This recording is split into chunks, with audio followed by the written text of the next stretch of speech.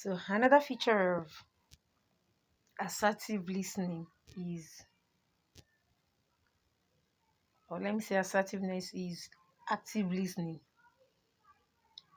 You can only be assertive when you listen actively. So assertiveness is not just about speaking up. It also involves listening to others at the same time with the same level of respect and openness that you expect from them. You want to be assertive, then you have to be an active listener. So it allows for healthy two-way communication. Much as you're putting your own point forward and you're standing by it, the other person to also has the right to put their own point forward and stand by it. So you don't insist on your point by putting down somebody else's point. You can only insist on your point and not allow somebody else to go over it. But at the same time, leave space for the other person to put forward their opinion or their ideas without you trampling on it. That's the next one. The next one is empathy. Like I've explained, for you to be assertive in communication, you have to take into account other people's feelings. You have to understand that perspective does not belong to you alone. So people's feelings and perspectives have to be taken into account while you are maintaining your own stance. So you don't give other people because you are feeling for them does not mean that you should allow them to erode what you feel for yourself or what you understand or believe. So it strikes a balance between expressing one's need and understanding others. So why you're being assertive and proving your point. At the same time, put yourself in other people's shoes. Though I would not allow you to do this, but if I were in your shoe, I understand why you're doing what you're doing. So that is another feature of assertiveness. Now we'll go to the benefits of being assertive. Benefits of having what we call assertive communication. The first one is it promotes healthy relationship. I think I have explained that. That by, at the same time you are expecting people to believe in yours, you are also given consideration for others. So it fosters mutual respect, leading to healthier personal and professional relationships. People feel heard, understood, and valued. And at the same time, you do not lose your values and your identity. Two, it reduces stress and conflict. Assertive communicators address issues directly and immediately. So they avoid the build-up of resentment or misunderstanding that can arise, especially at workplaces. Say it and let it go. Be blunt. Even though while you are being blunt, you have to consider other people's feelings. So those are the benefits. Another benefit that we have here is it improves decision making and problem solving. Being clear about one's expectation and listening to others' perspective allows for more effective collaboration and problem resolution. While you're trying to be assertive, you learn other people's ideas too. You learn other people's opinion too. So it helps your decision making. So next time you add that to what you don't know or what you already know, but it helps you to be able to collaborate more with others. So you know, okay, this is how, in case this problem comes, it's not only my way of solving it that matters, there are other better ways, and you add it. So you can collaborate with people who are using that method to solve problems. Another one is it enhances self esteem and confidence.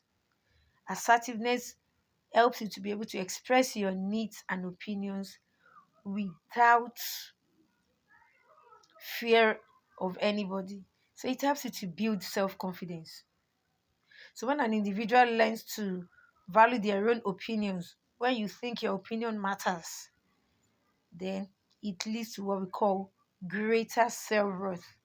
When you know my opinion counts, no, you cannot just push it under the carpet. No, what I'm saying, I understand it. I know so it makes people value you the more. It makes people see you and respect you because you're not just talking. You understand what you're saying, and you can prove it. Another benefit is that it promotes personal accountability. You that want to prove your point should be able to defend that point.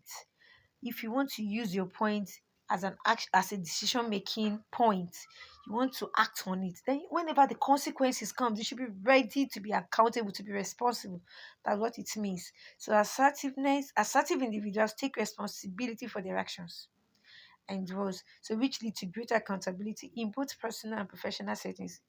Since you have insisted that it's your opinion and you are bent on it, and you're taking action based on that, then you should be responsible for whatever action. You don't need to run away, don't shy away. You're giving authority, you're giving a command, and you insist that your command should flow. Then whatever consequences that thing comes from, you should be ready to accept it wholeheartedly. No shifting of blame to anybody now. It is from you. So it makes accountability easier, either in your personal life or your professional life. So, what are the techniques for practicing assertive communication? We have known the benefits and the features. What is how to be assertive? What are those things that you see that you say this is assertiveness?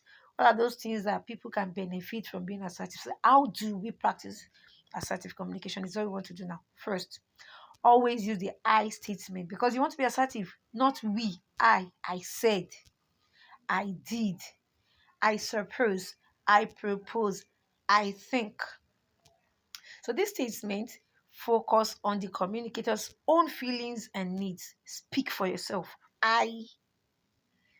So you're referring to your needs, your feelings, your ideas. So it would not it will not implicate another person. You are the one that want to prove your point. So use the I statement. Now we have not done it. I have not done it. And I think this is the reason I did not do it. Not we. Be assertive. So use I. So when you always make your points like that, people know you are speaking for yourself. You're not rubbing others into your issue.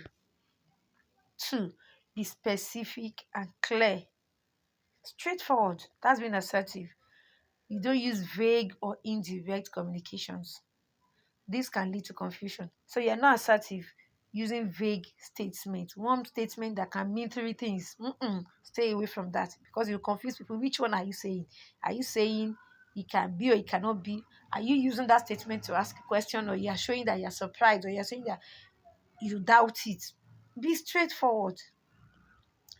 Assertive communication involves being clear and precise. So instead of saying you're not open enough, be more assertive to say, I would appreciate it if you take care of the grocery shopping this week. Be straightforward. What do you want the person to do for you? This place is not clean enough. It's not assertive. I would appreciate if you sweep this room now. Straightforward. That's another way to be assertive.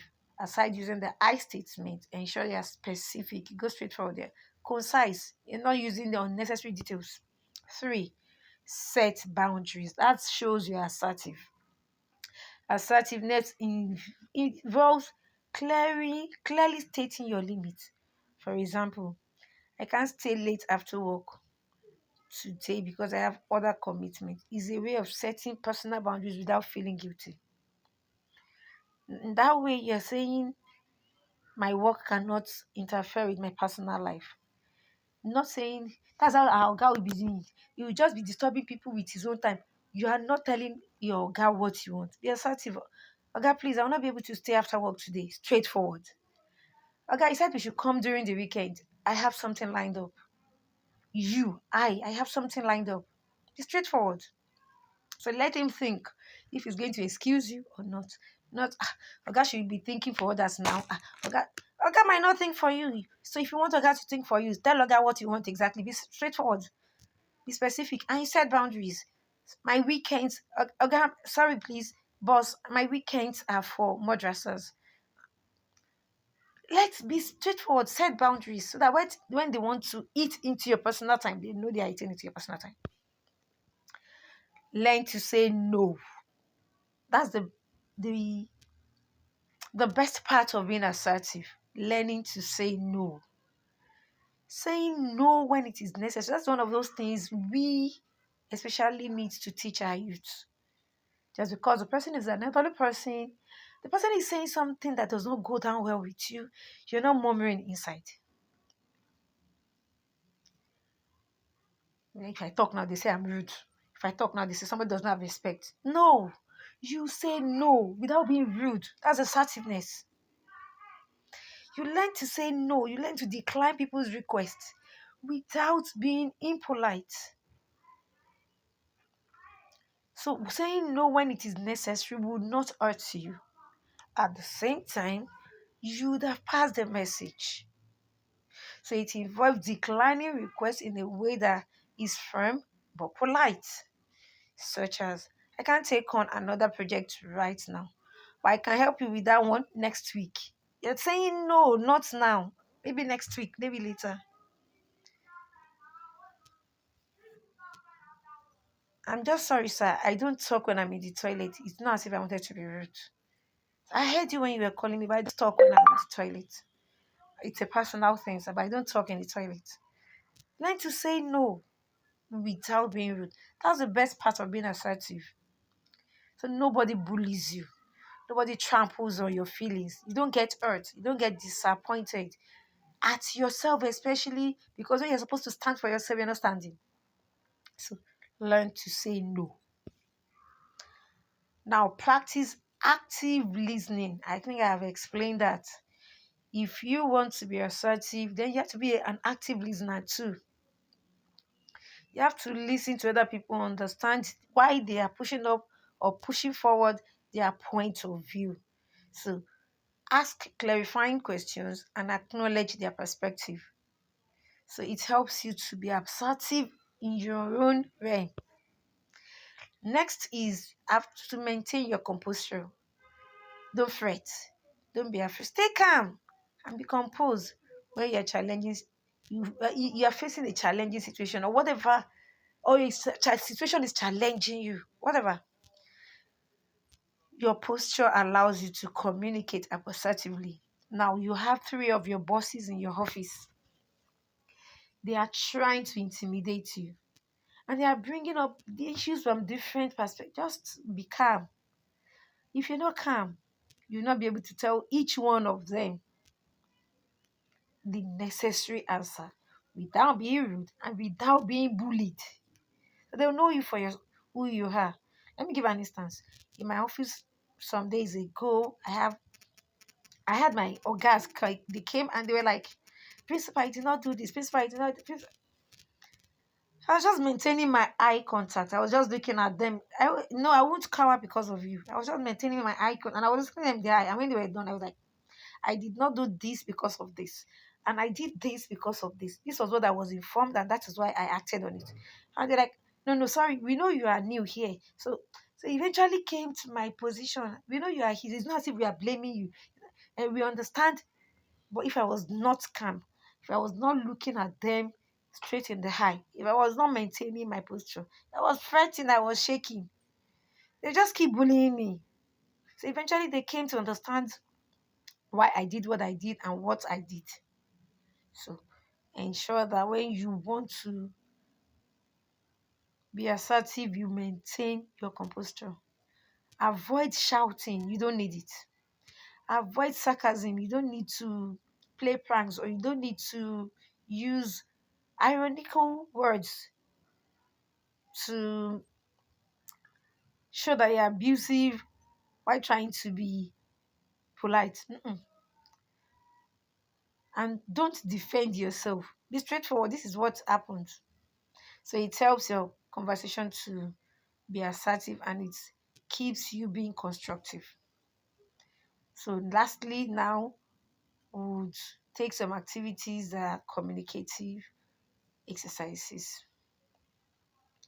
So I would ask you, what are your feedbacks on what I have taught you so far on assertive communication? So I'll give some, I think I've given some exercises. We've done that on communication exercise and I've gotten your feedback. So for communication exercise, that is where we are going to draw the curtain. So if there is anything you can get back on that. So till then we meet next time.